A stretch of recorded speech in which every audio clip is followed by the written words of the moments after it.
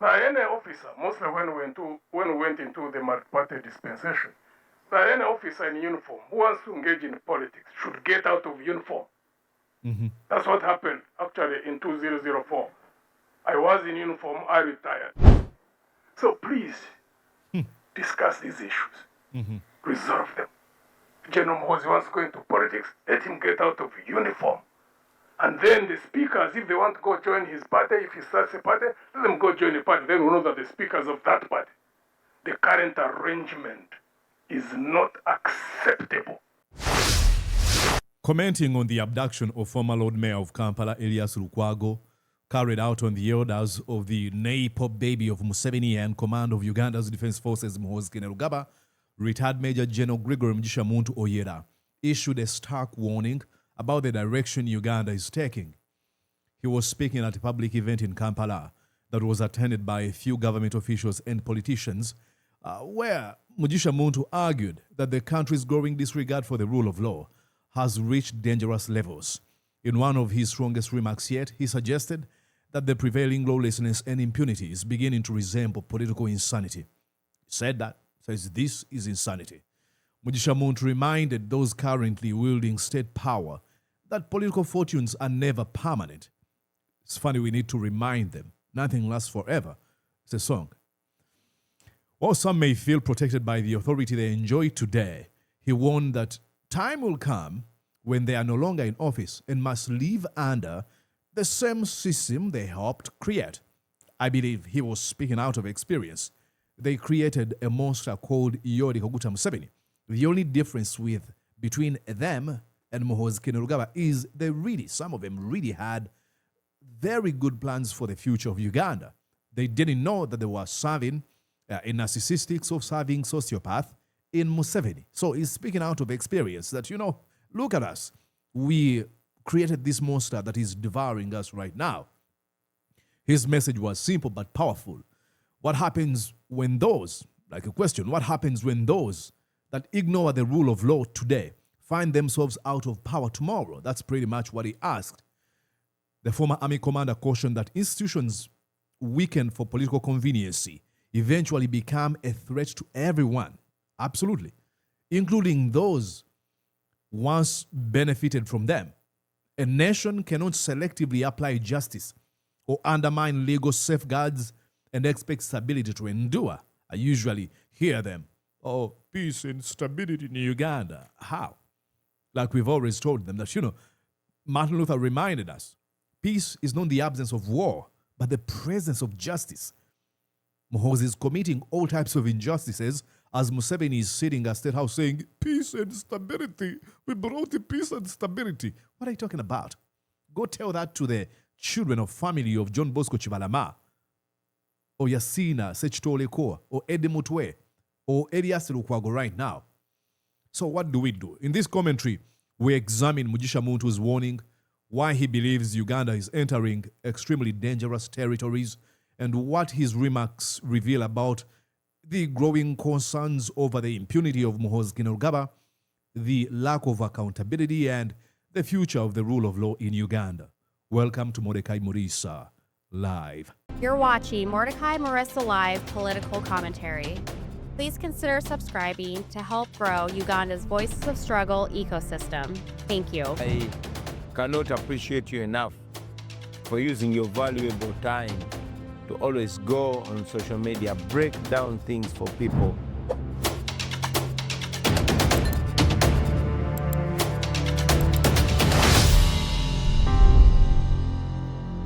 All right, ladies and gentlemen, let us jump right in. This is Gregory Mugisha Muntu, and this is his speech.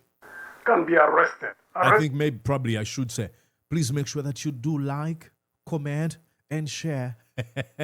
As a reminder, let's go. This is never the issue, whether justifiably done so or not.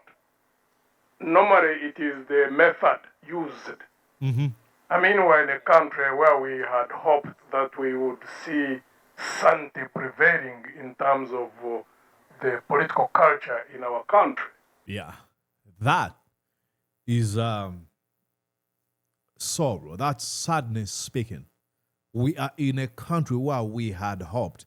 at a very young age, in his 20s, he joined rebels to fight the dictatorships and the abuse of power by Milton Obote and Tito Okello Lutwa, respectively. All they wanted was to establish a country that is respectful of the rule of law, of constitutionalism, of democracy, of human rights, only to fall in the hands of a self-serving, narcissistic sociopath in Museveni. So any of us, if any of us is to be arrested, there is police. Police is the legitimate arm of law enforcement. One, initially you can summon a person. I don't think any of us, when they are summoned to go to where the CID headquarters is or wherever they summon, that any of us would say no. Absolutely I not. would like to believe, for example, like if Honorable the Lord Mayor Erias Lukwago had been given a summons, that he wouldn't have gone to Chivuri or wherever he would have been summoned, and if there was to be an arrest, for an arrest be done. Yeah, again, I truly understand where it's coming from, but you have to remember, Muhoozi Kainerugaba's mission is cruelty, to show how bad he is. He gets this satisfaction from the level of the amount of grotesque stuff he commits. You know, the criminality satisfies him. He said, oh, we've killed only 22 supporters of NUP. We want to kill the 23rd to be Bobby Wine. Oh, Rijema killed a few people. Want to kill, to surpass him in killing. That's his mindset. This is a sick man. And then the due process of the law to be followed. Well, due process to Muhoozi. That's what needs to be done. And I would like to call upon the colleagues who are in government. Really, these are not partisan issues. These are national issues. Yep. These are issues of building a culture. Because I keep saying this, let me repeat it. Today you are in power, tomorrow you are not. Yep. Then what happens? What do you desire to see happen when you're out of power? Because that will happen down the road. Now, I should say this. In attendance was John Patrick Mama Mbabazi. Have that in mind. He's going to be given a microphone to say a word. You're going to see the true definition of a man detached from the reality that you and I live in. He didn't understand or even recognize what was being said by Mugisha Muntu. I should tell you this. I think we missed a bullet by Amama Mbabazi not being president. No, now, not to argue that Museveni is any better, but we missed a bullet. If Amama Mbabazi had become president, oh my God. As day follows night, change is a constant. It's an immutable law of nature. It's an immutable law spiritually. So we would like really to urge those who are on the side of government, whatever has veiled your minds or veiled your faces to some of these realities, rethink. We want sanity in this country. So tomorrow when you're out of government, the culture that you'd have established is the very culture that would be even influence those who would be in power. Anybody who's going to be arrested for whatever reason, that they are summoned. They are taken to court and the due process of the law is followed. Not to do that is being short-sighted, and I think it has almost reached the levels of insanity, the way I look at things, the way they are. It has reached the levels of insanity, 100% and rightly so. Yes, because Muhoozi Kainerugaba has pretty much taken the actions of his dad to their logical conclusion. This is what people who have served Museveni have learned from him. Okay, we see what you do. What's the logical conclusion of what you do? When you bribe members of parliament, what are you trying to do? Is to buy their allegiance, to control them. So then Muhoozi Kainerugaba is like, okay, the logical conclusion of this is actually to buy loyalty and instill fear and control people. How about I just take a shortcut? I'll just abduct them. I'll just kill them. That sends a message. So all they do is perfect students of Museveni politics. Museveni bribed members of parliament in 2005 to amend the constitution. Then he deployed his jackbooted thugs to break backs of members of parliament in 2018. That sets precedent. Other folks in the military who have been caught committing heinous crimes have watched Museveni. The fish rots from the top or the head. So Muhoozi Kainerugaba and a few others, I should be the bearer of the maybe bad or good news. The outgoing internal affairs minister told Ephraim Muntu, who was appointed minister in that office now, oh, please make sure that you do not allow extrajudicial killings, especially coming in from a CMI, criminal, is it whatever, CID, or Criminal Investigation Directorate, led by Damulira. So they recognize that the people who are killing innocent Ugandans, and guess what? The minister is not going to go, is not going to summon to explain himself or even report some of these people that are known to be killing people. So we are in hell. Happen. Because if you've already used wrong methods, you've used the army to arrest, then why humiliate a person? Yeah. Toluma. Yeah. Why? Why would you have to humiliate another person? Would you want to be humiliated in the event that you're out of power, which will happen down the road? Mm-hmm. That's one thing we should know. At least those of us who participate in the fight, we've always known that leaders come, leaders go, governments come, governments go. That's one aspect. Second aspect, as I conclude, countries to be stable, long-term, need to be built on institutions. Yeah. Not any of us as individuals. We are human beings. Today you're alive, tomorrow you're not there. None of us is going to live forever. Now, again, I'm going to have to make this comment. Institutions are built by somebody who has got an element or a characteristic called selflessness, a value. Museveni is selfish to the core. He does not care. And I want to believe, look, we are inspired by the actions and legacies of good leaders, the likes of Nelson Mandela, the likes of I love Jimmy Carter, though he's not ranked as one of the great leaders of the USA, the likes of Martin Luther King Jr., name them. But I want to believe that evil is a role model to some people. I won't be surprised if Museveni is following the steps of Genghis Khan or Adolf Hitler or Joseph Stalin. Because how do you get this level of sickness that you forget the history of our country? That even in the preamble itself, we talk about where we come from. Shedding of blood, abducting people, killing them, suspending the rule of law, or even completely expelling it. And then you come to power and you do the same that you swore an oath to fight against. Or over 500,000 people died in Ruero to have you in power so that we write a new chapter. I believe is being inspired by Adolf Hitler. Is a Machiavellian, manifestation of that kind of politics. And it's very sad. So the stability of the country needs to be built on institutions. So one thing I'd like to raise here, and I really hope that Honorable Amama Mbabazi, I also see the minister, a cabinet minister, Honorable Kasolo, put these issues within the internal institutions of the NRM. No, that's not going to do it. These are worshippers of Museveni. In SEC or whatever other decision-making organs that you do have. He has built a cult of person. Look, I understand the likes of Mugisha Muntu, Media Matembe, and others. They want to appeal Museveni because they know him. They worked with him.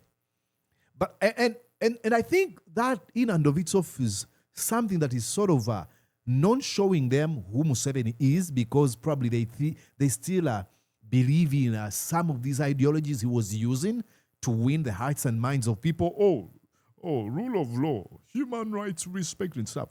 He doesn't care anymore. To say that, please bring these issues in sec, he doesn't care. And these people won't, because they worship him. He's built this sort of a special persona. Oh, I am smart. Nobody can advise Museveni. You know that. You see, the army needs to be immunized. Mm-hmm. The country also needs to be protected. We've always tried the best to ensure that the army remains separate. that while it has levels of political consciousness in the officer corps and in the men, that it should not be partisan. Two, there is a law in our statute books, and it was purpose of protecting ourselves, not only for now, but even for the future. Now, any officer, mostly when we went into the multi-party dispensation, that any officer in uniform who wants to engage in politics should get out of uniform. That's what happened actually in 2004. I was in uniform, I retired. I remember Honorable Moses Sari retired at the same time, Honorable Kahindo Tafiri, Honorable Jim Muhoozi, including General Museveni, who is the president. We all got out of uniform and then we went into different parties. So now there is a dilemma in the country. Like these issues which are happening, the institution to which they could be taken to discuss them and see how we can resolve them amicably and maintain stability would be Parliament. But you have an outfit which is under a military officer, the CDF himself.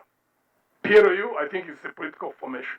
And then you find a speaker and a deputy as members of that political outfit. We really have to be very careful. Yep. Let's not play with fate.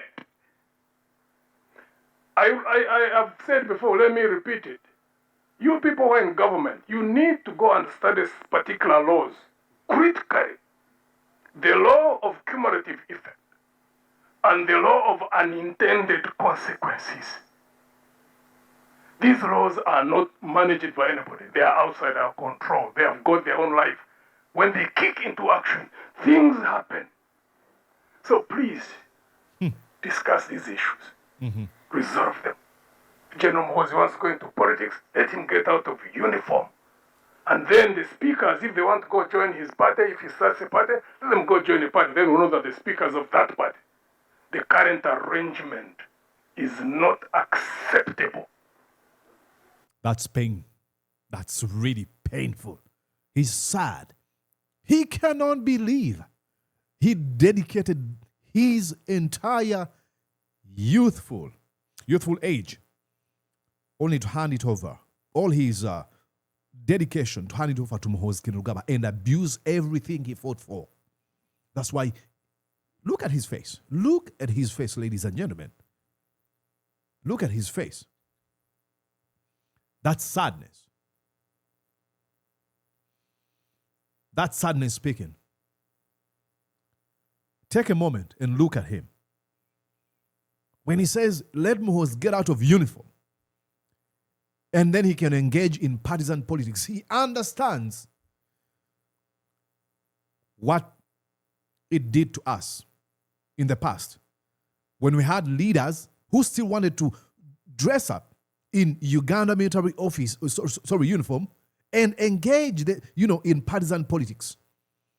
But to Muhoozi minions and lackeys, those obsequious, funny soldiers are going to laugh at him. Because to them, proximity to power, accumulation of wealth, and the aesthetics and aura that come with the, I am friends to Muhoozi Kainerugaba is enough. They don't have the future of Uganda in perspective at all. They don't care. It is sad. It's what is breaking his heart. Because we're a country of 47 million people. Then comes this guy, detached from the... He came with this, again, typical Museveni. He spent his entire, I don't know how many minutes talking. He didn't address any of the things Mugisha Muntu commented about. Zero. He came with this speech that is detached from the reality. I'm not going to play this nonsense. But it really tells you, like I said, we really missed a bullet by not having this person as a president. He went on to talk about these usual talking points of Museveni. Working together, Sound stewardship requires transparency, accountability, and strong institutions. Transparency, accountability, and strong institutions, says a man who is backing Museveni, who has obliterated, like annihilated our institutions. Museveni has never been held to account. This gentleman has never asked Muhoozi Kainerugaba to be held to account for his lawlessness and impunity. And then talks about transparency. Are you kidding me? This is a thief. You have a responsibility. Strengthen the institutions entrusted with managing Uganda's petroleum revenues and sovereign wealth assets. Look at this man. They don't even care what they read. He doesn't even care. Does this actually mean a thing? What I'm going to say, does it? No. For him is, let me read this script that was written to me by my PA, and then go home. Future generations must inherit not only depleted oil fields, but also robust national assets, strong institutions, and sustainable sources of prosperity. I can't listen to him. He's a charlatan. Okay, ladies and gentlemen, when I listen to Mugisha Muntu speak, I ask myself a question again. What killed Nobo Mayombo? What was the cause of death for this wonderful soul? Listen to what he thinks of Uganda's military should be. Listen, Nobo Mayombo. He was in favor of Uganda People's Defense Forces. What were your arguments? This is when they were changing the name of our military. Why were you basing your arguments? You see, there has been two tendencies in the country. There is a tendency that an army is a force raised, trained to simply obey orders like machines, a group of robots. You look at an army like King's African Rifles or Uganda Rifles. These were armies whose task was simply to obey the colonial authority. Special Force Command. Even against the people of Uganda. Now there is a second tendency, which is saying that the army must be composed of conscious soldiers, whom when tomorrow there is an unpopular and anti-people leadership, and the army it receives instructions to go against the people or against the constitution, the army must stand out and oppose orders against, say, massacring people or overthrowing constitutions or turning against the constitution. The police has a right to shoot and kill you. No. Conscience. That's what he's talking about. I have my soldiers. Each soldier has a gun that carries 120 bullets. He was referring to people who are getting ready to use their constitutional right to protest, demonstrate against the lawlessness or anything in the country. Museveni says, I'm going to kill you. Because he knows the kind of military he's built that worship at his feet. These are people that understood the type of a military we should have. So, we feel that the name reflects, and strongly so, your mission. What is your mission? Our mission as NRA was to resist misrule in Uganda. We are now saying that a name like Uganda People's Defense Forces, the name Uganda reflects the name of the country. People's Defense is your mission, the development of Uganda, and the word forces is to cater for your expansion of the army. In case tomorrow you want to build marines, infantry, navy, artillery, you don't have to change the name. So the name forces caters for all that. And the word Uganda Armed Forces, to me, is very lacking because armed, everybody is armed. Even robbers are armed, highway people are armed. So armed must be purposeful. So I supported the People's Defense because it has a meaning, it has a political signal, it sends to the soldiers that never again do you turn your guns against the people of Uganda. Oh my God. Ladies and gentlemen, how refreshing to listen to a coherent, cohesive, and cogent speaker. Now, juxtapose that with Muhoozi Kainerugaba.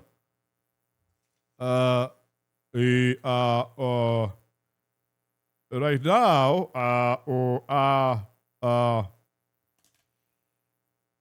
that's Muhoozi Kainerugaba. And he's been lied to by his dad that when you speak like that, that means you're a rich man. Uganda, we have some funny stuff we do. When you have a big tummy, oh, that means you are rich. No, you're just sick. Mordecai, you should lose weight. This has nothing to do with wealth. When you speak condescendingly to people, and then Museveni has a tendency of when he's speaking, then he reaches some of his. Now They're like, Museveni, what are you doing? But to him, he's convinced himself, he refers to himself as a modern day king. That means, see me now. I can actually sneeze and cough as I'm talking to you. I don't respect you because I am the president. That's nonsense at the end of it all. This world has had presidents, emperors, and kings, and name it. They're not here. It means nothing. We are almost 50 million people. Not all of us are going to be presidents. But as a result of social contract, we choose one of us to lead us. That doesn't mean that he's any special. No, because he falls sick, he worries, he just gets stressed. But we'd be like, okay, in order to create a semblance of an organized society, let's have someone as an embodiment for the rule of law and ensure that, we work under a system that is governed by rules and laws and procedure stuff. But no, to Museveni, I am president of Uganda, see me. Okay. So what killed Nobo Mayombo, like I asked? And lastly, what killed Arunda Nyakirima? Listen to how he was talking about soldiers that would misconduct. You have had a UPDF disciplined, knowing that what the people need is simply peace. It's because we emphasize discipline.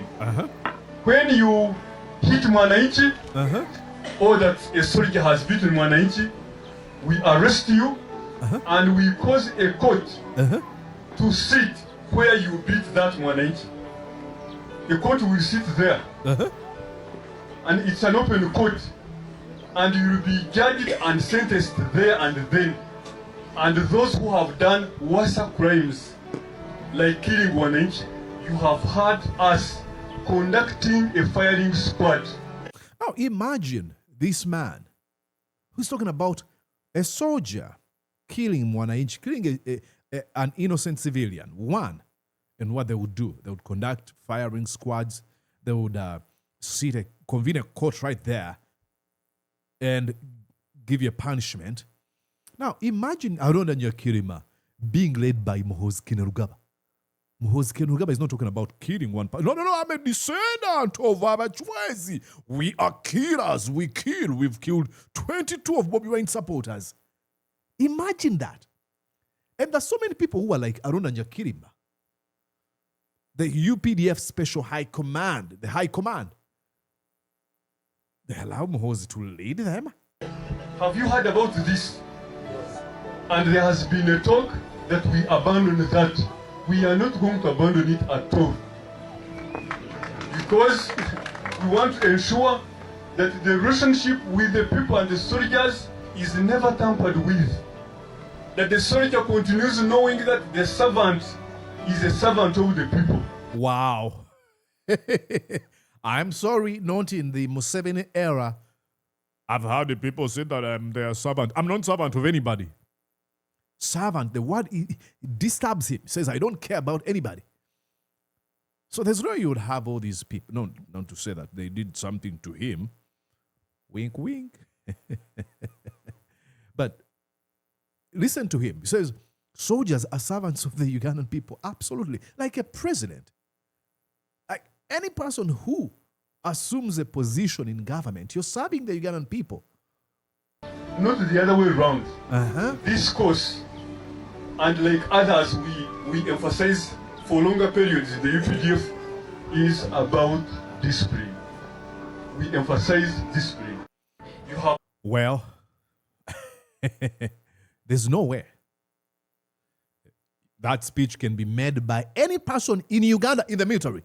I can guarantee you that person would be dead in a week. If one military guy, like a guy from UPDF, holds a microphone and says, we emphasize discipline. We don't engage in the actions of abducting, torturing, and killing of innocent people. How? I mean, that would be contradiction of the century, because next week Muhoozi is going to be abducting people.